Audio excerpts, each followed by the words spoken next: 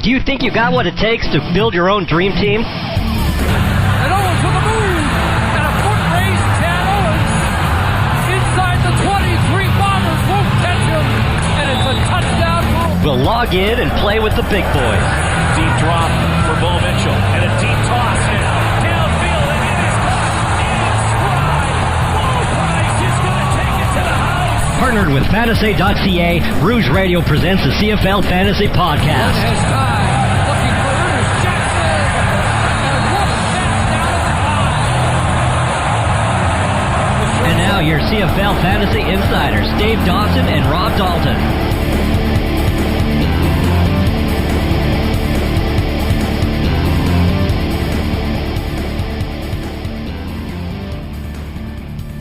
The new Rouge Radio Season 2, Episode 1, Fantasy Football Podcast at Fantasy.ca.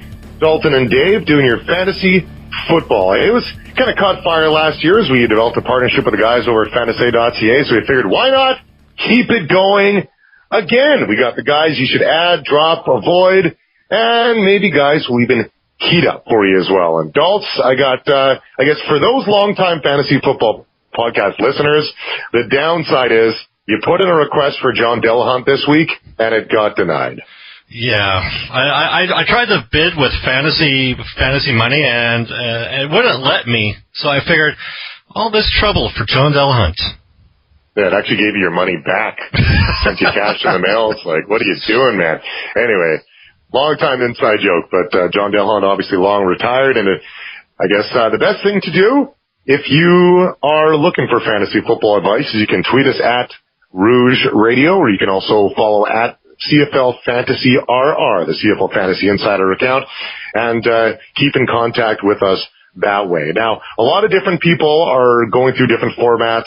Some of you are in, you have the national receiver or the national position on your roster, one, maybe even two. Some play with team quarterbacks, some play with team kickers. So we take a lot of requests for advice, and a lot of the advice is just going to be if you're play in a league like we do, where you have quarterbacks and you have kickers, not team kickers and not team quarterbacks. You have actual player quarterbacks, and we play with a 4 receiver and 2 of every other position in our league, so it makes it a little bit difficult. But Dalton and I are going to fire through some names here that you maybe should keep an eye on, and some that maybe you should avoid. And I think one spot that Daltz is probably going to start with is one we just finished talking about. And Daltz, other than Brandon Banks, we're not seeing a lot of action in special teams this year, are we? No, we're not. And I think if you're looking at, I think this could be a blanket statement for any of the kick returner, punt returners. Aside, like you said, from Brandon Banks, is that you're not going to get a lot of points off the kick returners because that's all that they play. Special teams penalties are up a little bit, so any kind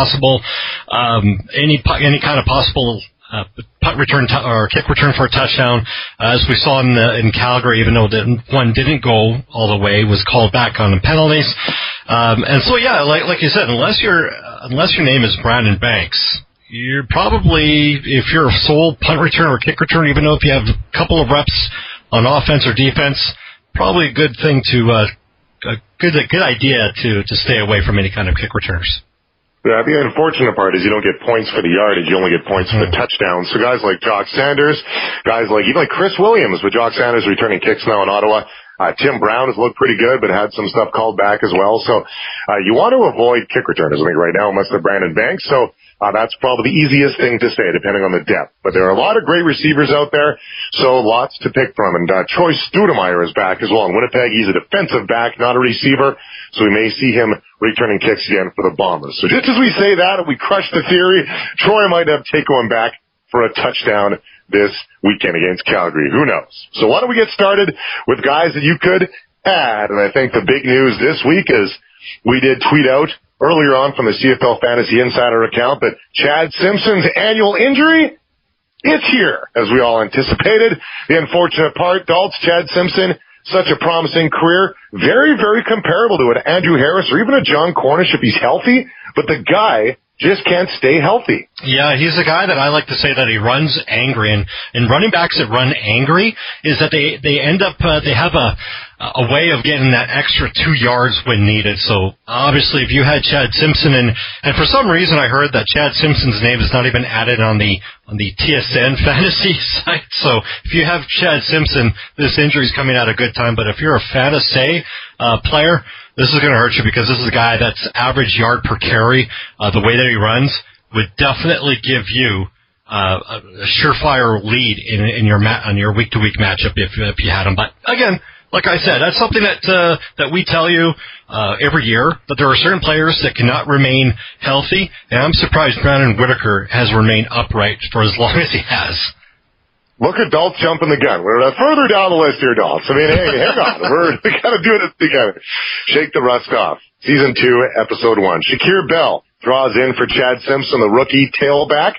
And the thing to know about an Edmonton tailback, and I think that a lot of people are going to be running to the waiver wires to grab Shakir Bell. I ended up drafting Shakir Bell one of our drafts because I did anticipate Chad Simpson's injury. And we do wish Chad the best. I think Chad, he's a great player. He has great talent, but the guy just can't stay healthy. It's an annual hamstring injury, which does come along, as also mentioned about Brandon Whitaker, which we'll get to in a sec. But Shakir Bell, what you need to know about Shakir Bell, he'll probably get between 10 to 12 carries and maybe 80 to 90 yards. That's a pretty good yards per carry. But the way the Eskimos' offense is catered is the slot back position. That's where all the passes go. So Darius Bowman and Kendall Lawrence. Kendall Lawrence is listed as a running back in the fantasy database, but he does actually play slot back. So you'll get some big value of Kendall Lawrence. But Shakir Bell, not a bad bet. I think that with how creative the Eskimos' offense is and how great the blockers are, if you have guys like Nate Kuhorn and Corey Watson blocking and opening holes for the running backs, they're going to get some extra yards. Shakir Bell, I think, is a good pickup. Abdul Kanay and Alex Charette. Abdul Kanay, defensive back in Ottawa, that we highly, highly touted in our fantasy preview show, the Fantasy Prep Pack, and Alex Charette, receiver in Montreal. Daltz, what do you like about one of those two guys? Well, I like Kanay in Ottawa because that is a very vicious and very highly motivated Ottawa secondary. Those are guys that are around the ball, and they're very conscious about where they are on the field. I'd be very cautious of Kanay just because he is a little bit more aggressive towards the ball. He's like a Jonathan Hefney type player where he's a little bit more physical, but he is conscious about where the play is going. He's more of a coverage receiver, so he is a very reliable defensive back. Will he get you some points? Depends on how often his receiver is being thrown to, which, depends on who he's covering. That very well could be, very little to none, depending on who he's covering. But he's a very reliable defensive back. He's going to remain healthy. If you're looking for that kind of player, that's the guy to go to. Abdul Kanay, 20 points last week, including a fumble recovery. He had a sack the week before. He is around the ball, but as Daltz did mention, he could get some penalties, so those tackles could be taken back. Alex Charette, the receiver in Montreal. Now, you don't see a lot of Sam Giguère. You see a bit of that on the fly sweep. So that's an option that has been used. Potentially people are picking him up. Obviously, Fred Stamps and S.J. Green by this time are long gone. So Alex Charette might not be a bad option, especially since James Rogers is still in the 6th game. But once James Rogers comes back from Montreal, he will be an option. We move into linebacking core. Khalil Bass, Greg Jones, Corey Greenwood. Corey Greenwood and Greg Jones, big games last week, but both of those guys, Toronto is on the bye week this week, so if you can grab them, may not be a bad idea to grab now, but a guy I know Daltz is very high on from the start of the season, Khalil Bass. Why? Just because he is finally coming into his own last week. In the first 2 weeks, the defensive side of Winnipeg has just... there's not a word to describe it, but I mean, if you paid attention to Khalil Bass, he, as well as some other unnamed Bomber defensive players, actually improved their game. They're probably the reason why the Montreal Alouettes offense, coming off that big game against Calgary the week before, wasn't able to get any kind of momentum going.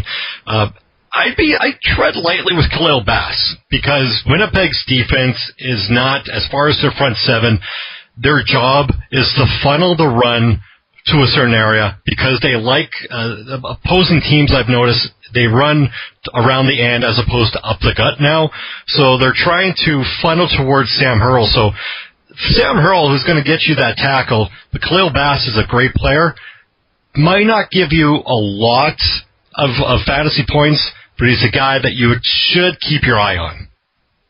Khalil Bass had a big game last week, as did Chris Randall, who seems to be turning it on. Moved up from the secondary, playing the linebacking core. He's a guy that has been heavily at it already, and I imagine will continue to provide you points. Kyler Ellsworth, he's playing Bear Woods' position since Bear Woods officially now announced that he is done for the year. Kyler Ellsworth looked really good last week. And Anthony Parker, receiver in Calgary, are two options that you can jump on if you're looking for some points. Adults, what do you like about one of those guys? I like both players. I'm looking at Ellsworth, and I thought he was a very prototypical middle linebacker. I'm very skeptical about a guy coming into his first game, especially stepping into the foots or the shoes of a guy like Bear Woods. But I think he did okay for that. Again, that's a guy, if you're looking for a middle linebacker that is coming out of nowhere, I think this is a guy that's going to be a sleeper for this year, assuming that he himself can stay healthy. So out of the two, I'm going to pick Ellsworth. So far, the theme for the show is hashtag skeptical. Daltz is very skeptical over everything. Very, very skeptical. Hashtag skeptical. Anthony Parker is another one that you can keep an eye on because, which we'll get into in a little bit, I foresee some injuries coming up in the Calgary Stampeders receiving core. Shaquille Murray-Lawrence in BC. You might just want to keep an eye on him. I don't know about jump to adding him right now, but especially with the way Tedford's offense is set up in BC, is how frustrated Andrew Harris was last week that he didn't get the ball. The problem with Andrew Harris, if he starts to get the ball and he's angry, he might overexert himself and get injured. I don't know. I'm not saying Andrew Harris is going to get an injury, but I think Shaquille Murray-Lawrence might be a good option as another running back. I'd be skeptical. No, I'm just joking. But I will move right past that.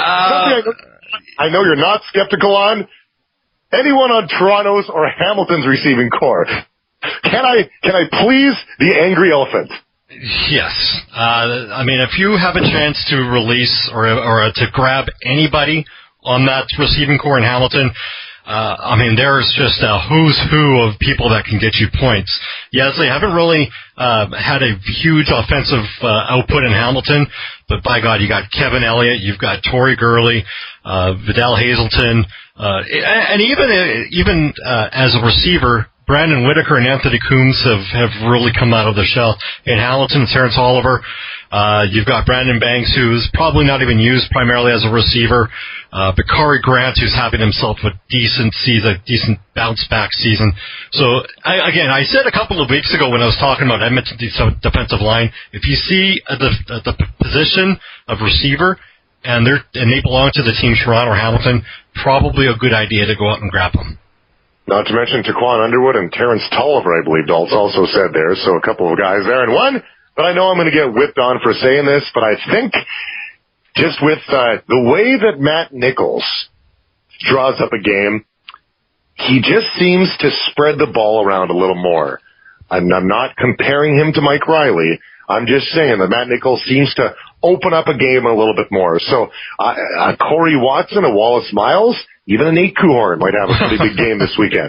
And I knew there was going to be some laughter as soon as I said that. But I actually just put in a trade for Nate in one of our fantasy drafts. And in comes the laughter. We're just going to fast forward right through that. So if Wallace Miles does play this weekend, I would go after him. And I would say right now, I think Nate's going to have a pretty good game this weekend in Ottawa. Before you can comment on that, I'm skeptical of what your reaction is going to be. So we'll move on to guys you should probably avoid. First, starting off with DeMond Washington, one that I know Daltz has not been happy with. He's been very, skeptical of since the preseason. Why? Because he's always had the penchant of getting he's one of those defensive backs that is the risk or the reward is more than the risk sometimes. However, with the new rules, we mentioned about Saskatchewan secondary in podcasts before. This is a guy this is Winnipeg's version of Saskatchewan secondary. This guy is going to get the penalties, and they're costly penalties, and those are preventable penalties sometimes. Illegal contact, pass interference. He doesn't seem to have that jump for the ball for the interception as he once had a couple of years ago. So if you have him, I pity you, and I strongly suggest that you remain skeptical and you trade him or at least bench him for a better option.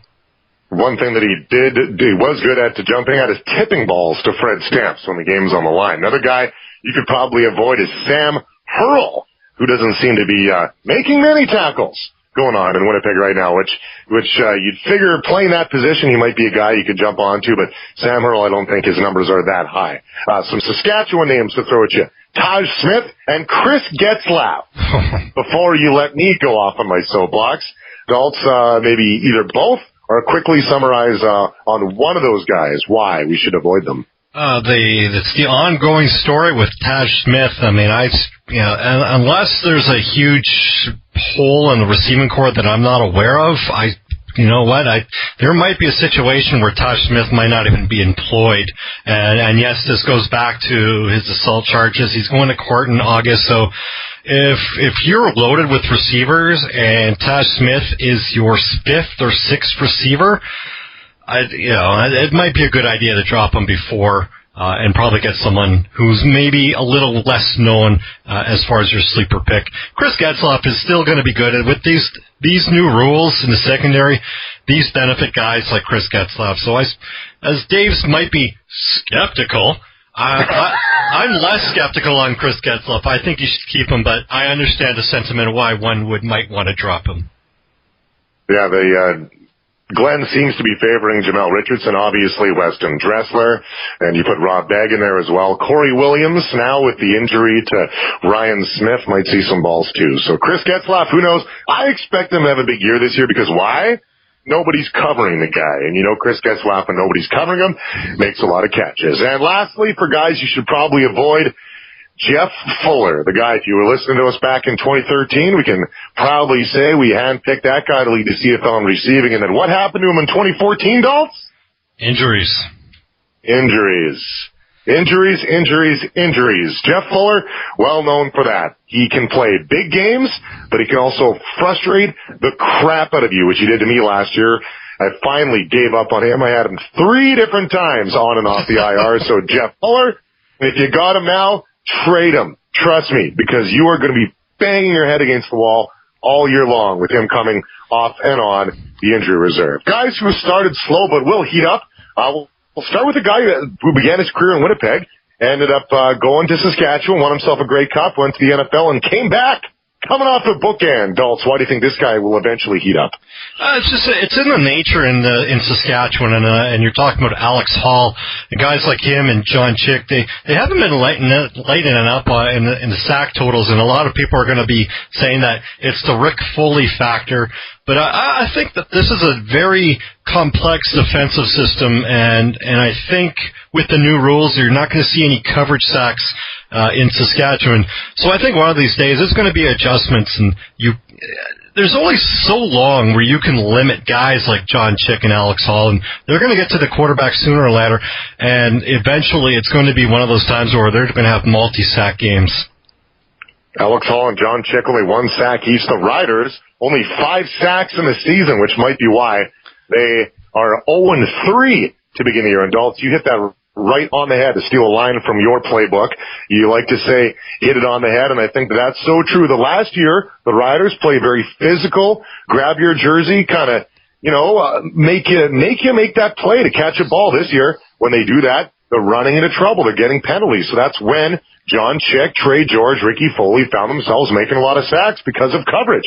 So this weekend might be a different story when those fortunes will change, because I think the Riders, as we get into our main podcast coming up, they might end up finding themselves a win. All right, we'll quickly fire through a couple of these.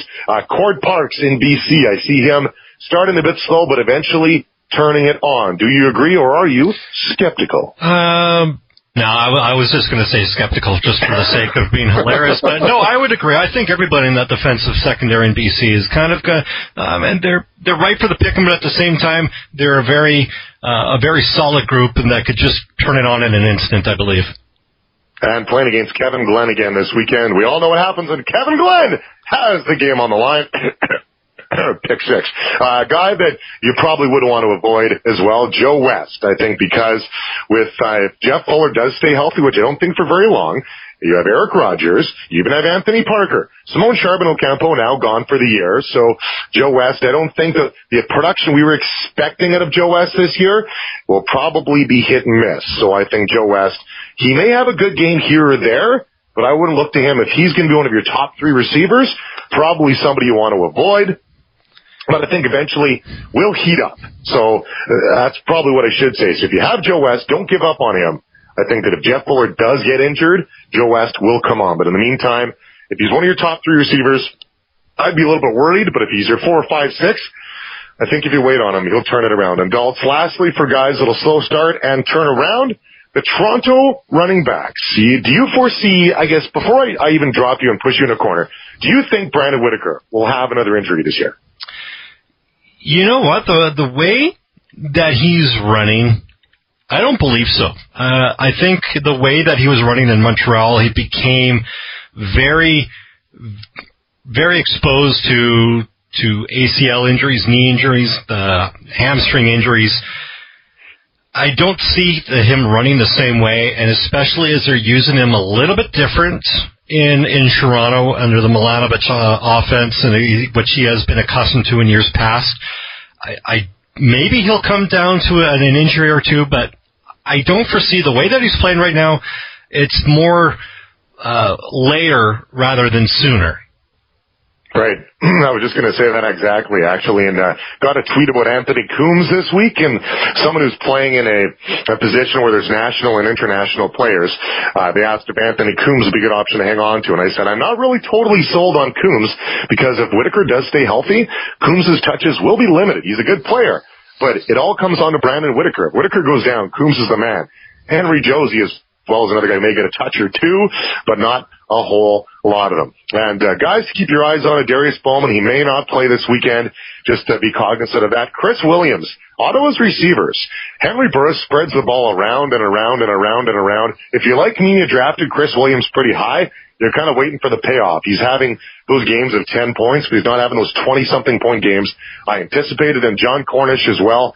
You know, it's only a matter of time before he breaks out, but, you know, is that injury coming up around the corner? Who knows if that possibly is, but just keep your eyes on those guys. And finally, we had one question asked by Joe Pritchard, who faithfully follows us at USFL Techbo, who sends it in every week, fantasy football questions. He asked us this weekend, should I start Zach Evans or Eddie Steele? Going head-to-head, Ottawa and Edmonton this weekend. Daltz, what do you think? That's a tough thing. You know what? I'm going to go with Eddie Steele. And the reason behind that is Edmonton's defensive line is hands down probably the best defensive line in the CFL, in my opinion. Zach Evans is good, and I believe Ottawa, the Red Blacks defensive line is good. They're the most underrated defensive line, I think we can all agree. However, the main tipping point is that I don't think Zach Evans is going to get a handoff for pick 6, like he did last week by Matt Nichols. So if Matt Nichols could stay away from Zach Evans, I think Eddie Steele will be the guy that you should go for. Steal of a deal in Edmonton. 20 tackles and 3 sacks last year for Zach Evans. So again, I wouldn't anticipate another pick 6 for Mr. Evans again this week. So Eddie Steele, usually a pretty good option. Now, Edmonton does roll quite a few in and out through that Edmonton defensive line. Eddie Steele so far has 1 sack as well as 6 tackles on the year. So I would agree. I would go with Eddie Steele this week. And even though Edmonton's offensive line, they're down Greg White, Danny Grew's going to be in there for him, so they are shuffling some players around. I do look at Ottawa being a little more up-tempo and pushing back. I don't see this one being a blowout, but I do see an inspired Edmonton defensive line, so we'll go with Eddie Steele as well. Fantasy.ca, you can follow myself at Dave Dawson7, or you can follow Daltz at Rouge Daltz, the new Rouge Radio Fantasy Football Podcast. Thanks for listening. You can also send us an email at thenewrouge@gmail.com. You can still sign your team up for fantasy football anytime up to the final week 19. You can brag about being a champion. Hey, I've been to the finals, but never won anything yet. I don't know what my luck is, but hopefully you have better luck. Thanks for listening. On behalf of Daltz, unless Daltz has any final words to say, a memorial for John Delahunt? You just stole the words out of my mouth. No. Oh, John Delahunt, please come back and run for one more touchdown. Thanks for listening. We'll see you next week.